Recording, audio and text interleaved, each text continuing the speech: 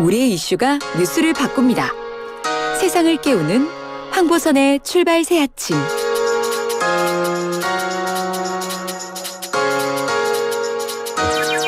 오늘의 황출세도 만관유로 시작합니다. 이현웅 아나운서 어서 오십시오. 네, 안녕하십니까. 이현웅입니다. 오늘의 첫 번째 소식도 요소수 맞죠? 예, 맞습니다. 요소수 관련 내용 먼저 좀 정리를 해볼 텐데요. 먼저 어제 열린 회의에서 밝힌 계획이 있습니다. 이 베트남으로부터 요소 200톤을 들여오기로 했다 이런 내용인데요. 이 요소 200톤이면 대략 요소수 65만 리터 정도를 만들 수 있는 양입니다. 그래서 어제 전해드린 호주로부터 들여오기로 한 2만 리터와 비교해서는 규모가 훨씬 크다고 볼 수 있는데요. 그렇네요. 근데 그 자체로만 보면은 하루 판매량 정도에 그치기 때문에 이 역시도 충분하다라고 볼 수는 없겠습니다. 그렇군요. 그리고 참고로 이제 호주 수입 물량도 2만 리터에서 2만 7천 리터로 조금 증량됐습니다. 조금 늘어났다. 예. 그러면 그 말씀하신 베트남의 그 요소 200톤 이거는 바로 들어오는 겁니까? 예, 이것 역시도 이번 주 중에 들어오는 것으로 현재까지 알려지고 있고요. 또 호주랑 베트남 이외에 한 10여 개 국가로부터 약 10,000톤 정도의 물량을 수입하려고 추진 중이라는 내용도 함께 밝혀졌습니다. 하지만 구체적인 국가명은 아직까지 따로 밝혀지진 않았습니다. 그래요. 참고로 현재 요소 수입에 부과되던 5에서 6.5%의 관세를 0%로 인하해서 수입을 촉진하는 방안도 함께 추진 중입니다. 그렇군요. 정말 전방위적으로 지원하는 모습인데 그런데 자 어제 이현웅 아나운서가 미담들 전해줬지 않습니까? 몰래 소방서에 이렇게 요소수 갖다 주고 기부하는 거. 근데 반대로 이것 가지고 사기치는 사람들도 많아진다면서요? 맞습니다. 좀 눈살이 찌푸려지는 소식인데 최근에 경찰청이 밝힌 바로 의하면요. 요소수 판매 관련 사기 신고가 급증하고 있다고 합니다. 특히나 중고거래 사이트나 앱을 통한 사기가 많다고 하는데요. 이 품귀 현상으로 인해서 시세가 좀 많이 올라가 있잖아요.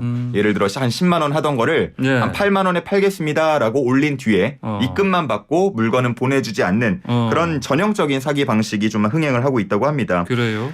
좀 부득이하게 개인 간 거래를 하실 때에는 가급적이면 직거래를 하시거나 아니면 안전결제 시스템 같은 것들을 활용하는 편이 좋겠습니다. 그래요.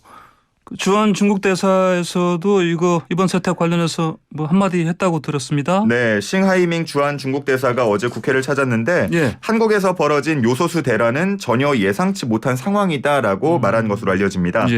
그리고 조만간 좋은 소식을 전할 수 있도록 노력하겠다고 했는데 완전 정상화가 되면은 가장 좋겠지만요. 그것이 아니더라도 기존에 계약된 완료된 수출분에 대해서라도 좀 빨리 들여올 수 있기를 기대해 보겠습니다. 그래요. 다음 만관유는 뭡니까? 네, 먹는 코로나 치료제 소식입니다. 그거 선구매한다고 들었는데. 어제 브리핑을 통해서 이제 구체적인 도입 시기가 발표가 됐는데요. 그래요? 내년 2월부터 단계적으로 도입될 예정이라고 합니다. 현재 확보된 물량은 40만 4천 명분으로 알려졌고요. 머크사 제품 20만 명분, 화이자 7만 명분은 이미 계약이 완료가 됐고 이외에 머크랑 화이자 또 스위스의 로슈 등 추가분에 대해서도 이달 안에 계약을 마무리할 전망입니다. 그래요. 이것 중에 어느 게 좀 효능이 좋다 얘기가 들리던데.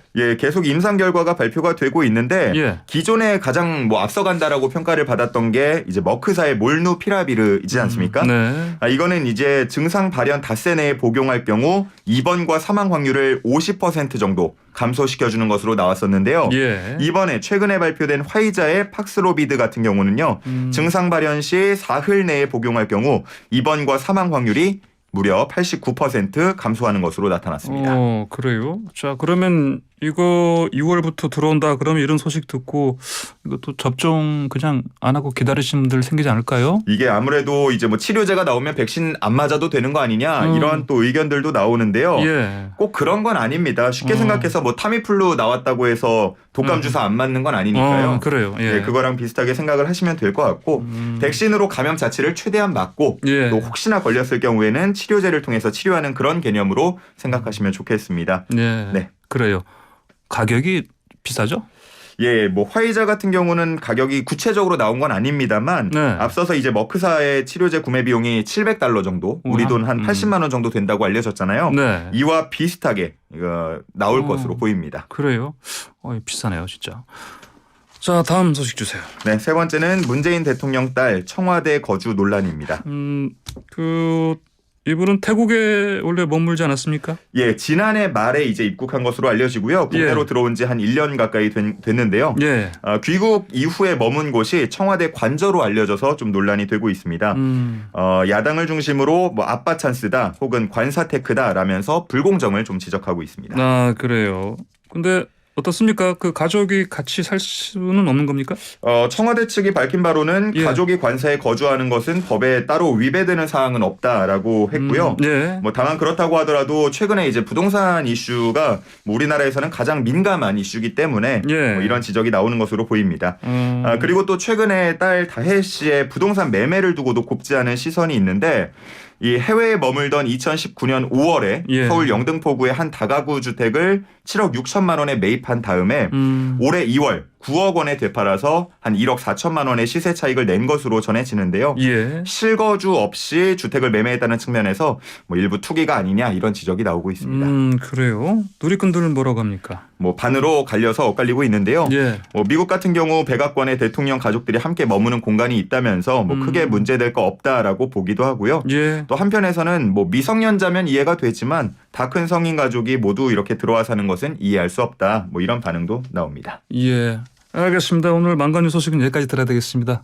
감사합니다. 네, 감사합니다. 네, 지금까지 이현웅 아나운서였습니다.